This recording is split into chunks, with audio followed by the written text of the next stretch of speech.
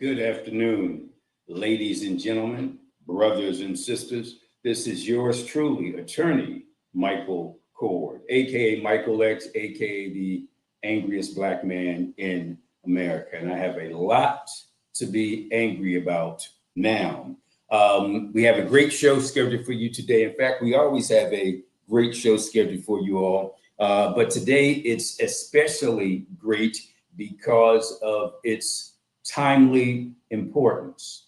Let me start out by telling you on the agenda today, we have two topics. One deals with the current president's attempts to censor Black history at every federal historical site in America, specifically including the one in Philadelphia at 6th and Market, known as the President's House / Slavery Memorial. But you can stop him from doing that. You can resist the racism. I'll talk more about that later.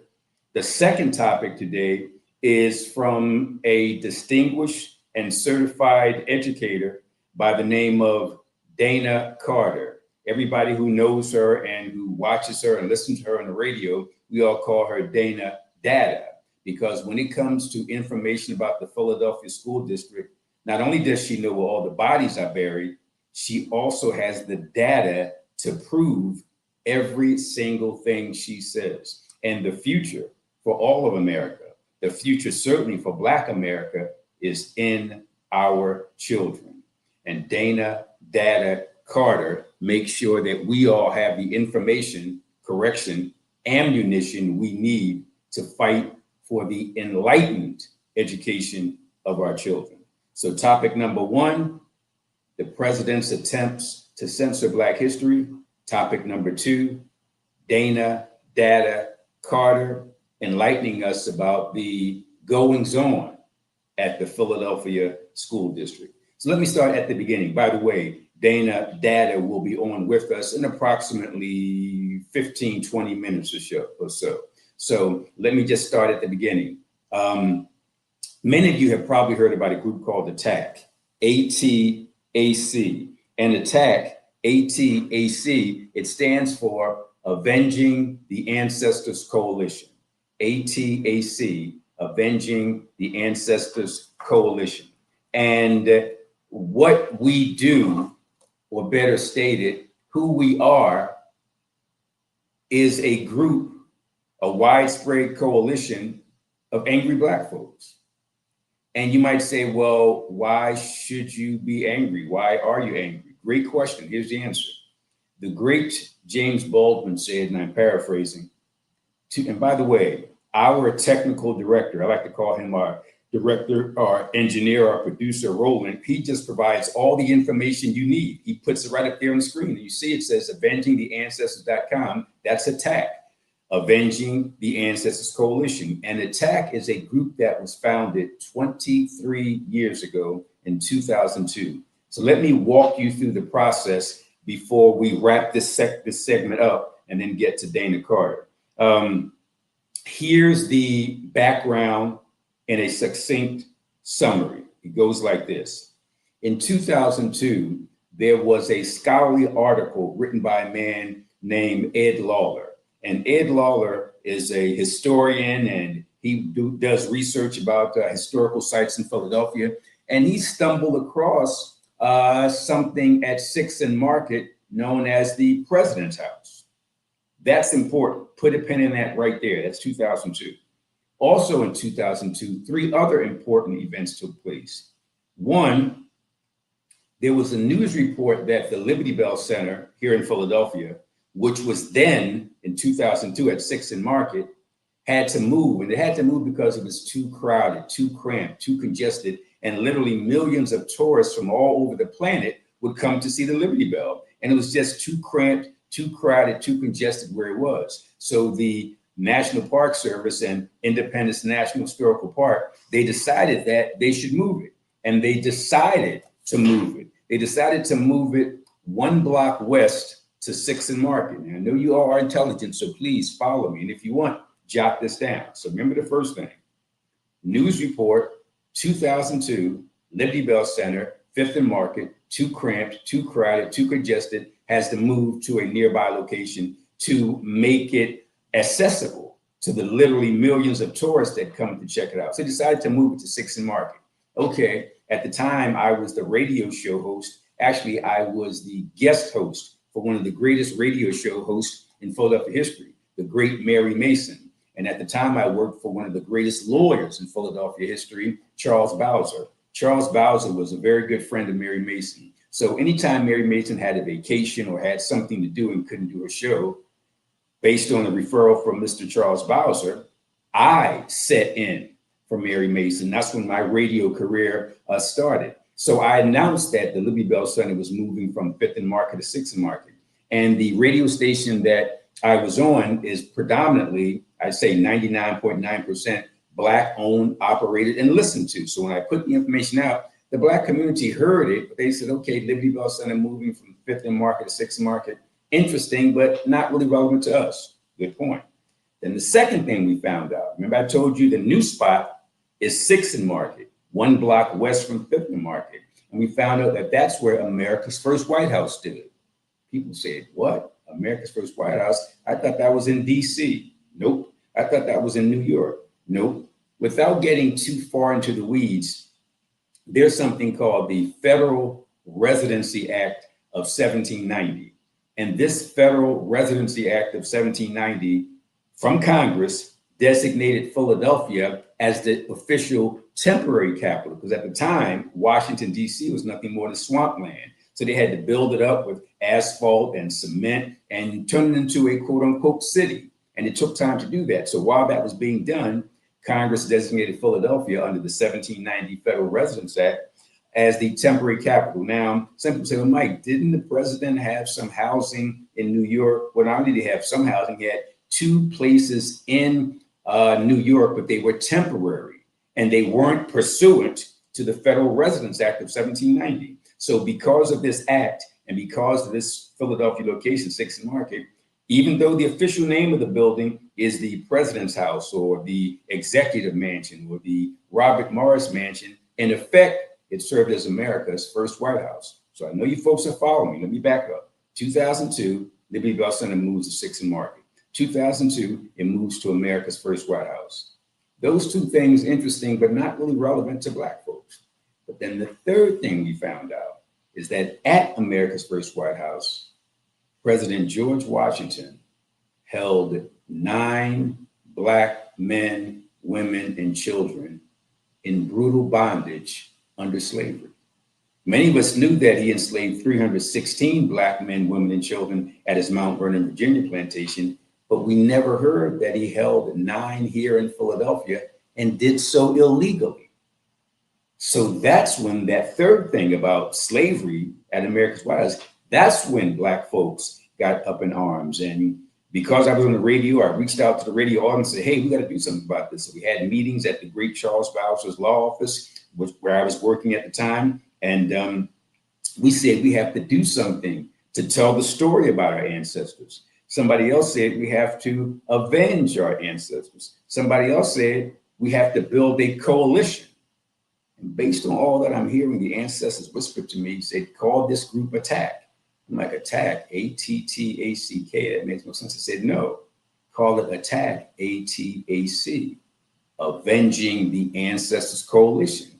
And a light went on in my head. And that's the history of ATTACK. We were founded in 2002, founded in late May of 2002. And then we began to meet throughout the month of June and had our first event in July 3rd, July 4th, and July 5th of 2022. We fought from 2002 for 8 years to 2010. And on December 15 of 2010, after 8 years of protest and demonstration and agitation and petitioning and rallying and organizing, on December 15, 2010, at exactly noon, there was a ceremony for the grand opening of the first, I repeat, the first slavery memorial of its kind on federal property in the history of the United States of America. And it was right here in Philadelphia. It was right here at 6th and Market. And it was a result of grassroots activism by regular Black folks from the hood, simply avenging their ancestors. So when we won that victory in 2010, we thought that the battle was over. And for 15 years, the battle was over. Fast forward from 2010 to 2025. And here's the background. I know you all are sticking with me on this. And by the way, I need to write myself a note because I want to tell you where you can get all this information. We can provide it to you, but I'll get that to you later in today's show.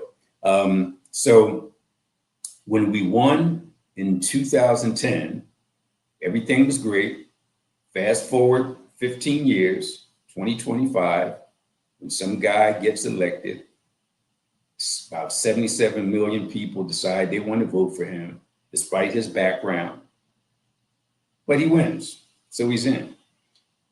One of the first things he does when he takes office during the inauguration swearing-in ceremony, he signs a number of executive orders. And every executive order that he signed that pertained to Blacks was antagonistic to Black, antagonistic to DEI, antagonistic to affirmative action, antagonistic to Black history. This is January of 2025 when he signed these orders.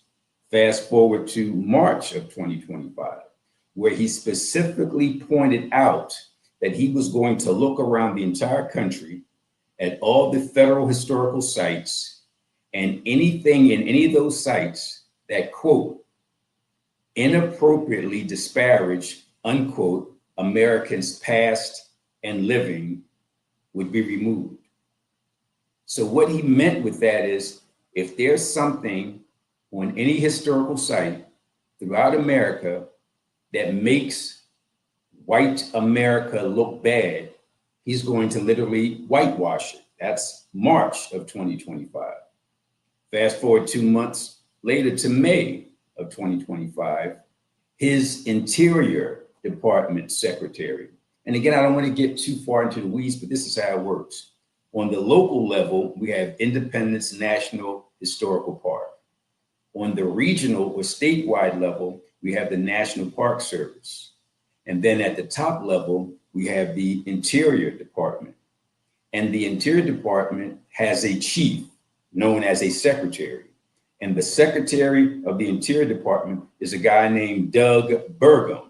And Doug Burgum is pretty much lockstep with the guy in the White House, whose name I really don't want to mention. And so the guy in the White House appointed somebody like him to head the Interior Department. So in May of 2025, that's when 6th and Market was targeted.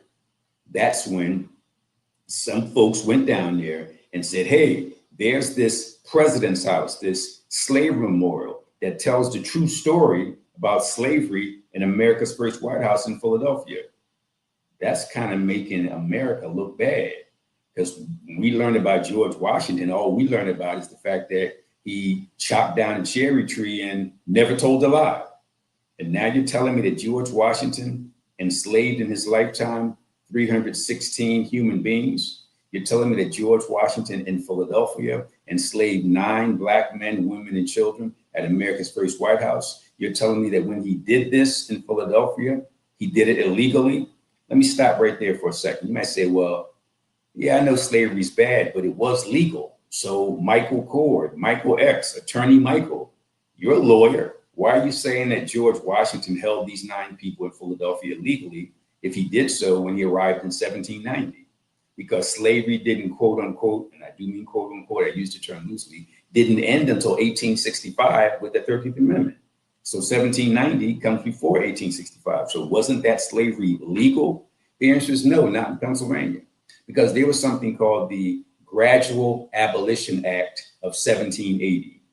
And again, I'm not going to get too far into the weeds, but there's the Gradual Abolition Act of 1780, and then there's the amendment to the Gradual Abolition Act of 1780, 8 years later. So you got the law in 1780, and you got the amendment in 1788. And without going too much detail, what they said is this: if you come into Pennsylvania and you have enslaved human beings with you, and you hold those enslaved human beings in Pennsylvania for at least 6 months, those enslaved human beings can then petition for their freedom. It was called the Gradual Abolition Act of 1780, and then the amendment in 1788. So what would George Washington do? He thought he was being slick. He thought he was skirting the law. He was actually breaking the law. He would take those 9 enslaved Africans when he was very close to the 6-month deadline, and he would rotate them across state lines. He'd either take them back to Virginia, or it would be sufficient enough for him to take them across the state line from Pennsylvania, let's say, to New Jersey. And once they cross state lines and come back, the 6-month clock starts all over again. But the Gradual Abolition Act, with its amendment in particular, 1788, said, no, you can't do that. That's illegal. But George Washington did it anyway. So getting back to the Interior Department Secretary, Doug Burgum, he said that all the stuff we have about George Washington, stuff like I just mentioned to you, that, quote, inappropriately disparages George Washington. But how can the truth inappropriately disparage anybody? If we said that George Washington, let's say, robbed a bank, that's a lie. If we say George Washington was a horse thief, that's a lie. If we say that George Washington was a wife abuser, as far as we know, that's a lie. So that would inappropriately disparage him. But if we say he enslaved 316 human beings throughout his life, that's true. If we say he illegally enslaved 9 at America's White House, that's true. If we say that he had a quote unquote slave quarters on the grounds at 6th and Market, where about 4 of those 9 were required to stay, and those slave quarters were nothing but like a barn or a shack that was very, very small, basically the size of a doghouse. If we say all that, how are we inappropriately disparaging him? We're simply telling the truth about him. And in fact, there's more truth to tell. For example, we often hear that George Washington had wooden teeth. Well, the truth is that the teeth he had in his mouth did not come from trees. The teeth in his mouth came from the enslaved human beings that he held in bondage. Think about that. He had my ancestors' teeth in his mouth because he had some severe dental problems. How do we know that he had my ancestors' teeth in his mouth? We know it because of 2 great scholars. One is a guy named Robert Darnton. Google Robert Darnton and a book he wrote entitled George Washington's Teeth. And by the way, Robert Darnton is a legitimate scholar. In fact, this guy was the president of the American Historical Association. The American Historical Association, a preeminent group of historians. And he said that in 1789, and this is a direct quote, in 1789, the teeth in George Washington's mouth were, quote, yanked from the heads of his slaves, unquote. Professor, author, scholar, historian, and white man Robert Darnton wrote a book entitled George Washington's Teeth, and he pointed out in 1789, George Washington's teeth were, quote, yanked from the heads of his slaves, unquote. And if you want another source, Google this. There's a gentleman by the name of Henry Weincheck, and Henry Weincheck wrote a book entitled An Imperfect God. And Henry Weincheck is no shrinking violet. He's a scholar. He's a historian. He's an author. In fact, he was on the board of the Library of Virginia. And you know, George Washington was from Virginia, so they got all the information, primary source information. And what Mr. Henry Weincheck wrote is that the teeth in George Washington's mouth were, quote, transplanted, unquote, from the mouths of enslaved Africans. So if we wanted to really attack and condemn George Washington, we could have included all that. But we just wanted to focus on American history at America's first White House. But now, thanks, or I should say no thanks to the guy in the White House and Interior Secretary Doug Burgum, the plan is to censor or whitewash everything at the 6th and Market Street site that tells the truth about the horrors of slavery by George Washington against those 9 human beings. And what the Interior Department secretaries snitches did, they came to that site, they read everything that's on that site, because we have a wall, a panel, and we have a series of walls, and there's panels on each of the walls that includes information about the site. And the people who were snitching on behalf of the Interior Department secretary found 6 items in those panels that they didn't like, and they want to have whitewashed. They want to have removed. They want to have censored. And each of those 6, the common denominator is they all talk about the brutality and the horror of slavery. We all know that slavery was a matter of losing your freedom, but that site talks about much more than just losing your freedom, because people go to jail today and they lose their freedom, but they keep their name, their culture, their religion, their property, their family, their human dignity. So when we at that site included stuff about rapes, beatings, whippings, sodomy, torture, the whole horrific hell of slavery, and we included that, there are 6 bits of information that the Interior Department secretary doesn't like, and he wants removed. He wants whitewashed. He wants censored, but we're not having it. Let me wrap this up in about 3 minutes, because we got to get to Dana Carter and shift gears, but I'm at the point where I want to be. And that point is to give you all marching orders. You might say, okay, Michael X, you explained the problem. What's the solution? You're the solution. The same way that ATTAC, ATAC, Avenging the Ancestors Coalition, came together 23 years ago in 2002 and battled for 8 years to get that slave memorial, you now have to join with us in order to save that President's House / slavery memorial. Because the guy in the White House said that in a couple of weeks, on September 17, that's the deadline. He wants this stuff whitewashed, removed, censored by September 17. Just a couple of days ago, on September 3, Wednesday, September 3, a new group of activists and civic leaders and attorneys and clergy people came together and said, we need to turn this ATTAC group into ATTAC on steroids, make it bigger and better and stronger, branch out more, make it a broad-based, widespread rainbow coalition. Not just the affected group of Black folks, grassroots activists that did their thing for 8 years from 2002 to 2010. And beyond that, we've been involved in activism on other issues. But the idea was to make it bigger, because this thing we're dealing with now is not just Black history. In fact, racism and slavery is not Black history. Racism and slavery are white history. How Black folks responded to it, that's Black history, but don't dump slavery on us as Black history. Don't dump racism on us as Black history. That's the white racist thing. But our attempts to fight back, that clearly is a Black thing.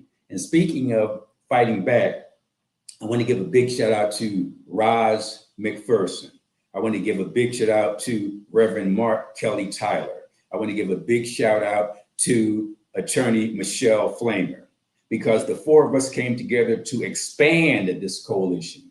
And just a couple of days ago, on Wednesday, September 3rd, we had a mass meeting of about 150 to 200 persons of all races, creeds, colors, ages, We might not agree with everything.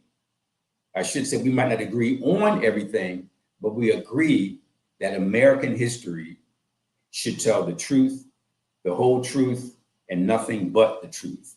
So, despite any differences of opinion we might have on other political issues, we all came together. There's some folks I know who are conservative, white male Republicans.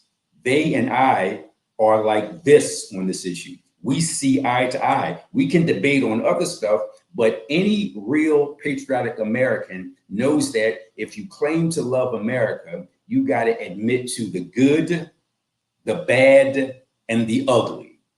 Slavery is clearly the bad and the ugly. If you want to talk about the great stuff in your mind, like the Declaration of Independence, go ahead and do that. You want to talk about the US Constitution, go ahead and do that. You want to talk about the amendments to the Constitution, go ahead and do that. You want to talk about some of the great US Supreme Court decisions, go ahead and do that. That would be the good that you want to highlight. But when you're talking about that good, you also talk about the bad and the ugly. So here's the thing.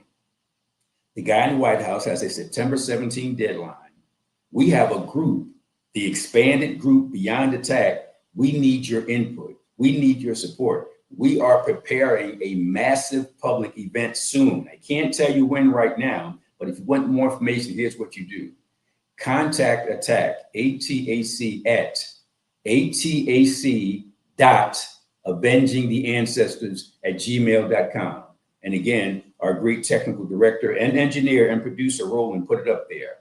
ATAC.avengingtheancestors@gmail.com. Once again, ATAC.avengingtheancestors@gmail.com. Or give us a call. The numbers are 215-552-8751. 215-552-8751. I'm going to wrap this up in 30 seconds so we can get to Dana Carter. We need your support. We need you to save American history. And you can support us by emailing us at attack or by calling us. And you see Roland put up the number again, 215-552-8751. 215-552-8751. Call us 24/7, 365. Say, hey, I saw that attorney Michael Cord on TV Courtroom. I'm going to talk about radio courtroom later. I saw that attorney Michael Cord on TV Courtroom, and I want to be a part of the resistance. I want to save American history. I want to tell the truth, the whole truth, and nothing but the truth. Or, just in the calling us, you can email us. Again, Roland did it again. Attack.avengingtheancestors@gmail.com. Attack.avengingtheancestors@gmail.com. This is an important battle to save American history, an important battle to save Black history. Folks, that's the point I wanted to make on the first item.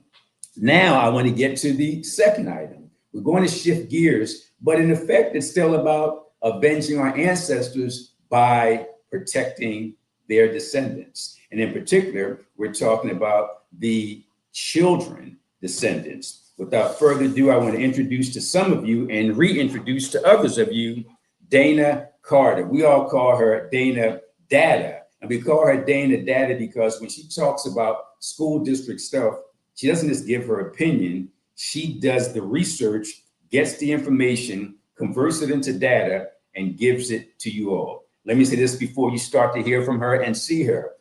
When she speaks, understand that she didn't just Google some stuff last night and then come on TV today like she's an expert. She's a certified educator. Certified is the key word there. She claims she's been certified for more than 20 years, but she looks like she's about 23, 24. So I guess she started early in her career. Certified educator, holds a master's degree, graduated from the HBCU, gets into the John Lewis type of good trouble, and is literally an international activist. For the next approximately 20, maybe 20, about 20 minutes until 4:20, the only face you're going to see, the only voice you're going to hear is that of Dana Data Carter. Happy Friday, everyone. I was about to say happy Saturday because I'm just used to being on the radio courtroom on Saturdays, but today is Friday. Happy Friday, everyone. It is my pleasure to be here with you on TV Courtroom or on Philly Cam. Hi, all Philly Cammers. It's my pleasure to be here with you today. Mr. Corey was speaking about the slavery memorial and the efforts to preserve what is currently standing at the president's house. I feel like that was a nice entry to what I'm about to talk about, because one of the people who played an important role in making sure that the slavery memorial came to fruition, right? Take the idea from just, papers and ideas to an actual building representing the things that happened to some of our people in the past. One of those people was Joyce Wilkerson. And that name probably sounds familiar to you because Joyce Wilkerson also has a long history with being on the school board of Philadelphia, as well as the school reform commission. And in my opinion, I don't want to make any comparisons, but I believe that Joyce Wilkerson is a very necessary part of the school board of Philadelphia. She has that historical knowledge. She's an attorney, so she understands the legal aspects of some of the things that the board has to decide on or implement into the school district of Philadelphia. And also she's brilliant, right? She's a very, very smart lady.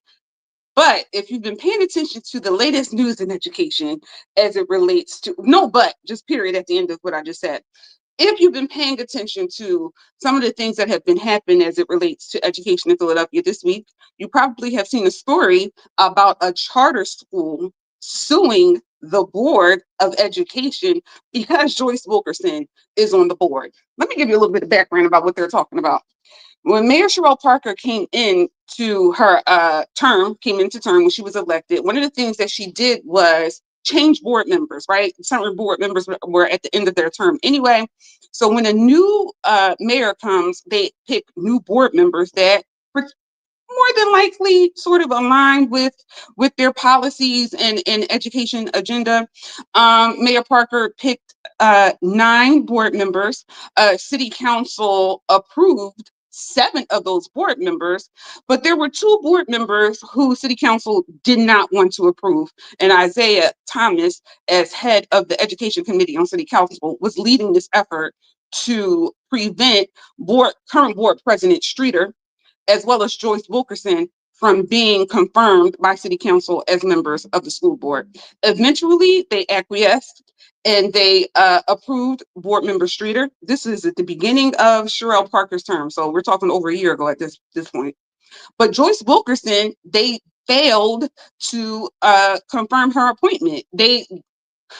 Members of City Council did not vote to approve Joyce Wilkerson as one of the school board members. As a result, Mayor Parker picked 8 board members and said, because Joyce Wilkerson is already a board member, I'm just going to leave her there, because that is something that the mayor can do. She can pick new board members, or she can say, I'm just going to sit this board member right here on this board until I find a suitable board member.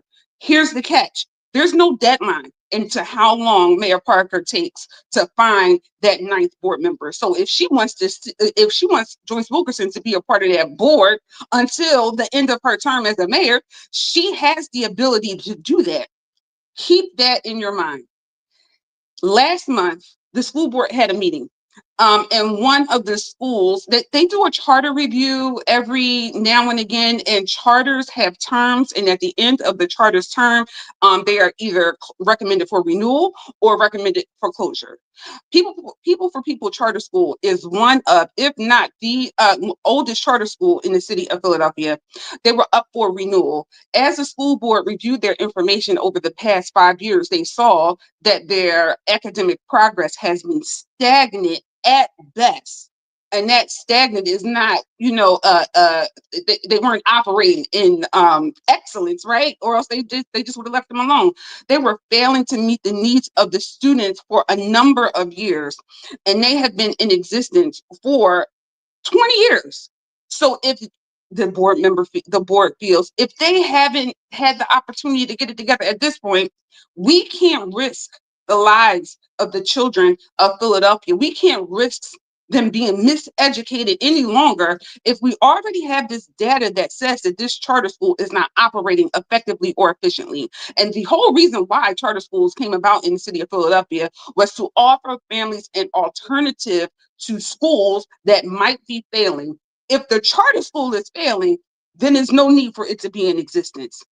Because board member Wilkerson was not confirmed by city council, People for People Charter School, after they got the notice of non-renewal from the school board last month, they filed a lawsuit against the school board saying that Joyce Wilkerson is not a lawful member of the school board. Like, the language that they used is horrible, in my opinion.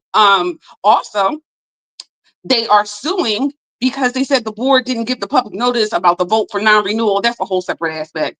But the major issue that I have is the fact that they are suing the school board because Joyce Wilkerson is a member of the school board. And you know who co-signed that? You know who said, I am in agreement with this? You know who said, I'm going to stand behind these individuals suing Joyce Wilkerson? Isaiah Thomas, the individual who was the most vocal opponent of Joyce Wilkerson prior to the mayor taking action to keep Joyce Wilkerson on the school board. I am appalled at what is going on in the city of Philadelphia as it relates to education. This is crazy, because if you pay attention to the history of the school board, if you pay attention to what's happening in education, you will understand that Joyce Wilkerson is probably one of the most important school board members on the board. And the fact that this charter school is coming at Joyce, specifically Joyce, because of how she got her seat on the school board for this particular term, and not spending all that time and energy in analyzing and assessing their own academic program to figure out why you all continue to miseducate children of Philadelphia. You're spending money on trying to get Joyce Wilkerson kicked off the board. This is the whole push for charters in Philadelphia. There are certain individuals who are behind this charter school movement. I have said over and over again, I'm not anti-charter. I'm not pro-charter. I am pro-child. And children are in charter schools. They're in Catholic schools. They're in private schools. They're in public schools. However, I do recognize that this charter school system needs to be revamped.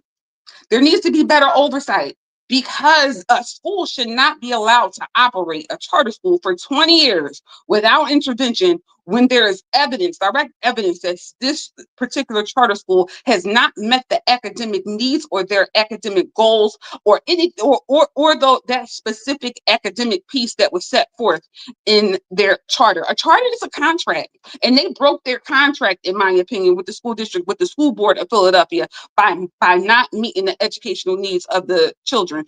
And instead of trying to improve on that, saying, all right, we're going to come up with a plan to improve, because when the school gets a notice of non-renewal, that does not mean that they close tomorrow. That means that starts the process that more than likely should and will lead to that school being closed. But this is a matter of hearings, lawyers get involved. So what I'm saying is that they should be focusing their energy on improving their program and not coming at one of the most well-respected board members in the history of the Philadelphia School Board. And the fact that Isaiah Thomas is backing this lawsuit, I'm not surprised. Listen, yeah, I have a different experience with these individuals. Y'all might be surprised because, certain people might buy into the political posturing that happens in Philadelphia politics. I understand how these people operate when the cameras are not watching them. And because of that, I'm not surprised that Isaiah Thomas is backing this lawsuit. I'm disappointed, because he's a Black man, and he's coming at this individual who has a remarkable history in Philadelphia education. But Isaiah Thomas is a charter school supporter. So they really are trying to come at every board member who votes against charter schools. It doesn't matter whether you vote against a charter school because their charter school application is faulty, whether you are voting to close a charter school because they have a history of ineffectiveness. They don't care. If you go against charter schools, they don't want you on the school board. That is a major problem in Philadelphia politics, and that is a major problem with some of the school board members. Although they are appointed by Mayor Parker, they should have their own idea of what they find acceptable in Philadelphia schools. And I have heard at least one board member say that they are there to carry the agenda of the mayor when he voted to keep a charter school open that had been ineffective For years, literally everybody on the school board voted against this particular charter school. I'm not talking about people. This is another charter school. And this particular board member said, no, I'm going to carry out the agenda of the mayor of Philadelphia, and voted to keep that ineffective charter school open. So there's a lot that goes with this charter school fight in Philadelphia. And when you hear people speak about charter schools and their issues, I don't want you to think that they're anti-charter. Some of them might be. But if you're pro-child, then you have to be anti-charter school system as it is practiced in Philadelphia, because it is ineffective. All right. Switching gears a little bit. I think I have about 10 minutes left. So switching gears a little bit, I just want to offer some teacher tips, and then I'm going to go into some news that affects or impacts the students in Philadelphia. Teacher tip. This is something that came up in conversation yesterday, and because I'm not working in school district of Philadelphia schools, I don't work in the classroom. I'm an instructional coach in addition to other things. There are certain things that I don't see because I don't interact with the children and their teachers on a day-to-day basis, right? I just, observe, offer recommendations, monitor, do all that, the model for the teachers, but certain things I don't see. And I was extremely disappointed when I was having a conversation with somebody, and I'm not going to say what position they have or what, who their employer is, but this particular person talked about how they were buying donuts for all of the children at that particular elementary school for perfect attendance, for the children who had perfect attendance. This is Philadelphia. Philadelphia, a city where every public school is identified as Title I. What does that mean? Title I identification means that a school district or a school, individual school, receives additional funding because 80% of the individuals who attend that school fall below the poverty line. The entire school district of Philadelphia is identified as Title I. Why do I bring that up? Because children are hungry. Children are coming to school hungry. Children, especially children in elementary school, can only do what their parents let them do. So if their parents are late getting up every day, if their parents have other obligations and keeps that child from getting to school on time, or might leading to the child being absent, tell me how it is beneficial to punish this child by letting them watch their classmates eat powdered sugar donuts and just letting them watch because they didn't get perfect attendance. Are we serious? Are we looking at the whole child? Are we looking at what we need to do in order to make children comfortable? Because quite frankly, if that's something that you're doing to children, if I'm a child who don't get to school on time because of issues that my parents are having, and if a child is in elementary school and they're not getting to school on time, it is the responsibility or the fault of the parents. If that is the case, and I see that you're giving treats, you're giving chips, you're giving cookies, you're giving crackers, you're giving donuts to children who have perfect attendance, guess what? I don't want to come to school on time. I don't want to be here because I don't feel comfortable, because I'm sitting here with my stomach growling, right? Because my mom was trying to rush to get to school on time. She didn't have time to get me breakfast. And then you are giving Johnny over here a donut because his mom lives across the street and he's able to make it to school on time. What are we doing? Why am I bringing this up? Because this is an archaic practice. And I was shocked to learn that there are still some educators who are buying into this particular practice and they think that it's beneficial. Guess what? Look at the numbers. Feeding or giving children a food prize, not monetary, a food prize for issues that are as a reward system, punishes the children, right? That don't get the reward just by default. If you are rewarding a certain group of children with food, by default, you are punishing the individuals who you aren't rewarding. That is an archaic practice, and we should not do that in the city of Philadelphia, because we know that some of our children and our families operate in food poverty. They live in food deserts, right? They go to the corner store and get chips for breakfast, and you are telling me that you find it acceptable to let some of these children look at other children eat because they have perfect attendance? But then I have to look at the bigger picture, right? So if someone, not going to say that specific position, feels that that is something that they have to do to increase student attendance, I'm going to look at the particular district or that particular individual's bosses and see what they are demanding, because perhaps they have the individuals operating like that because somebody demanded that you have to increase attendance at this school by any means necessary, or else X, Y, Z is going to happen. Perhaps they feel threatened. Perhaps there's a reason why they feel the need that they have to do that, take extreme measures in order to increase student attendance and children getting to school on time because of the individuals who are above their head. So perhaps, so there might need to be an examination of the whole system, and people having conversations about the expectations of elementary school students getting to school on time or coming to school every day. And if that is an issue, what supports can we provide to the families to make sure that students are getting to school as often as possible and on time? Because if you are putting the onus on the child, you will never be able to move that attendance needle, because it's not their fault in the first place that they are late to school or not getting to school on time. So there's my little rant for that particular issue. Please make sure we are doing better. You have to make sure that you are operating with the best interest of all children in mind. And if some certain children are not able to meet your goals, whatever those goals might be, academic goals, behavior goals, attendance goals, then you need to look at their whole picture and provide support instead of punishing them by making them watch other children eat donuts, all right, or whatever the other children are going to eat. That nicely ties into this next subject, right? I'm just going to skim over this, because if you need more information, you can watch Mr. Cord's past shows on WURD, and you can see what I'm saying about SEPTA. But this, what I was just talking about, ties into the issue with SEPTA, because we understand, yes, the city came in and said, all right, I'm going to offer $135 million in order to restore some of the services that SEPTA cut.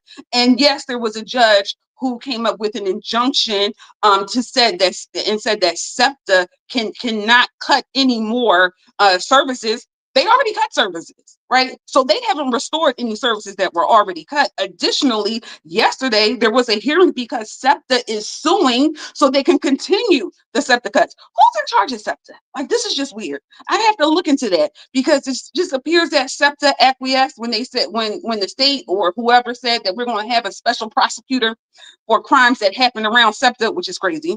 And now it seems like SEPTA is fighting to provide the residents of Philadelphia and vicinity reduced services. This is crazy. If you all have the money and people are giving you money to operate effectively, you are suing to say no. This is weird. But long story short, this is one of the reasons why children can't get to school on time. This is one of the reasons why parents can't get their children to school. Number one, you closed a bunch of neighborhood schools in 2012, 2013. The school board closed a bunch of neighborhood schools. So children have to travel across multiple neighborhoods in order to get to school. And now they shut down SEPTA service, and you are punishing the children who can't get to school on time or who are absent. This is crazy. SEPTA still is proposing a 21.5% increase in fares. That would make Philadelphia tied with New York as having the highest metro fares in the entire country. It would be $2.90. They're fighting to keep that. They're fighting to reduce services. They're fighting to eliminate the extra buses that come in the morning when children are going to school, and in the afternoon to take them home. They are fighting to eliminate all of that. They are fighting to eliminate that. Please keep that in mind when you have these attendance policies that the school district of Philadelphia or a school district might be forcing you to have.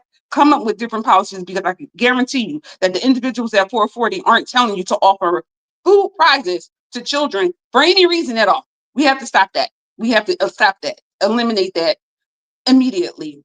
Children in grades 7 to 12 can't even ride the yellow school bus. They have to ride SEPTA, because the school district prevented them from riding the school bus years ago, not for any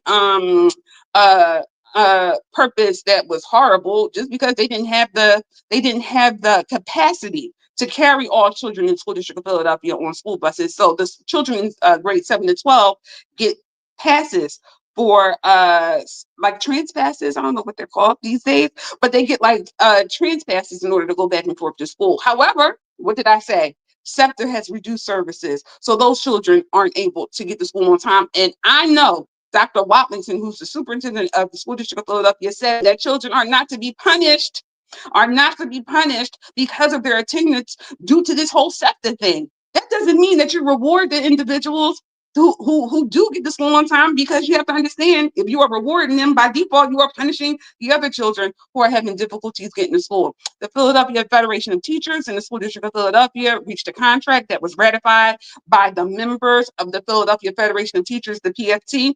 The PFT is the union that represents Philadelphia teachers, counselors, paraprofessionals, and other members. The contract for CASA, that is the Commonwealth Association for School Administrators, that is the union for School District of Philadelphia school leaders, principals, assistant principals, climate managers.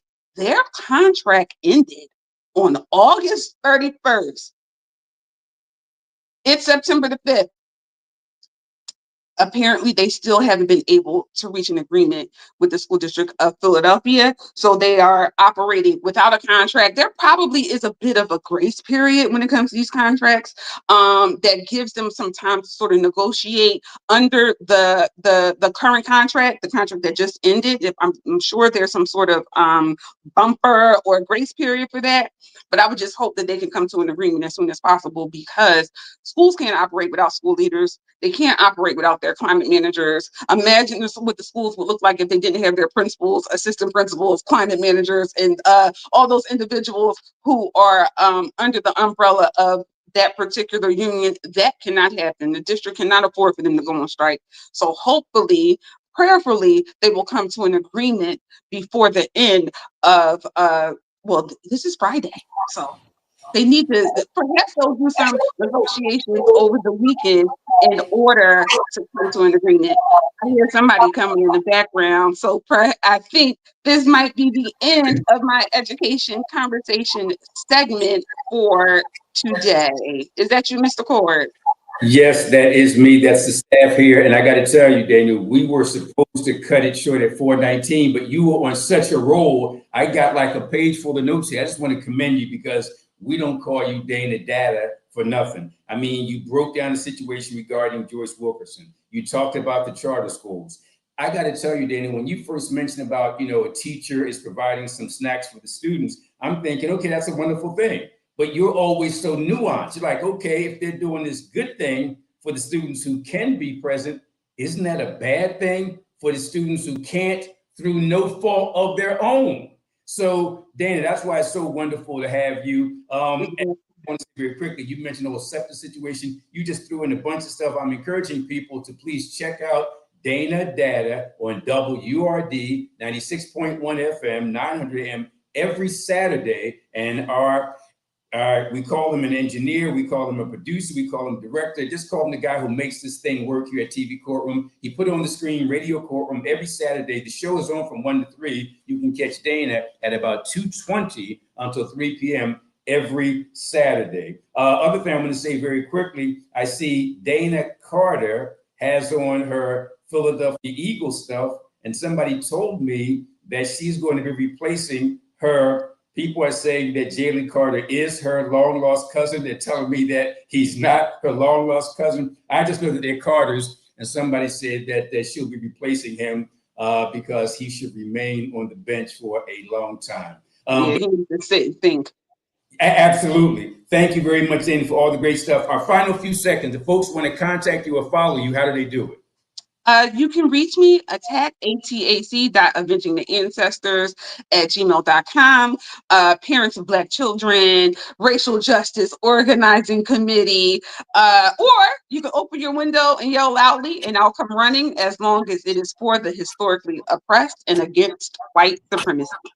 One of the things I didn't say about Dana before she logs off is that if you're new to Dana Data, you can see that she's uncensored, she's uncompromising, and she's unapologetic. She'll call names when the names have to be called. And a lot of people are afraid to do that, so you have to give her the credit. Folks, we want to wrap up in about 1 minute. Again, we want to thank Dana Data for doing what she does so very well and providing the data. We definitely want to no doubt about it. And I need to say it now before I give my final words. We definitely want to give a big shout out to Roland, because he makes this train run on time. He's our technical director. He's our engineer. He's our producer. He just makes this thing run smoothly. We want to thank him for that. In my final 2 minutes, let me just remind folks that all the stuff I said about American history and Black history at 6th and Market, at the President's House, at the Slave Memorial, all that stuff I talked about. You can get it and you can read it and understand everything. I wrote a scholarly article several years ago in the Pennsylvania Magazine of History and Biography. You just need to email the TAC and say, hey, I'd like to get that 15, 20-page article so I can know exactly what Michael X is talking about and get the real history of that site. So just contact us at that email address, attack, ATAC, dot avenging the ancestors coalition. I'm sorry, that's attack, ATAC, dot avenging the ancestors at gmail.com. Again, attack.avenging the ancestors at gmail.com and say, yo, Mike, I need that article you were talking about. I want to learn more. That's the first thing. The second thing is we're going to have a big public event soon, very soon, in order to show public resistance to the president's attempt to whitewash and censor Black history at 6th and Market. So again, we need you as part of this resistance army. Email us or give us a call, 215-552-8751, 215-552-8751. And the names of the organizers of this massive, broad-based, cross-cultural Rainbow Coalition, the organizers are myself and Roz McPherson and Reverend Mark Kelly Tyler and Attorney Michelle Flamer. We're part of this expansion of attack, and you need to be part of this army. Because if you really want to know about American history, you got to be aware of the good, you got to be aware of the bad, and you got to be aware of the ugly. In addition to that, you got to tell the truth, the whole truth, and nothing but the truth. This war on truth coming out of the White House is dangerous. It's almost like what George Orwell talked about in 1984, where the truth becomes the lie and the lie becomes the truth. All you got to do is to erase the history and everyone will forget. But damn it, we ain't forgetting. We're resisting, we're fighting back, and we need you as part of this army. Before I wrap up, again, I want to give a big shout out to our technical director, our producer, our engineer, Roland. I want to thank Dana Data Carter for providing all the information that she provided. And the last thing I'll say, which I say at the end of every broadcast, goes like this. Think Black, I'm out.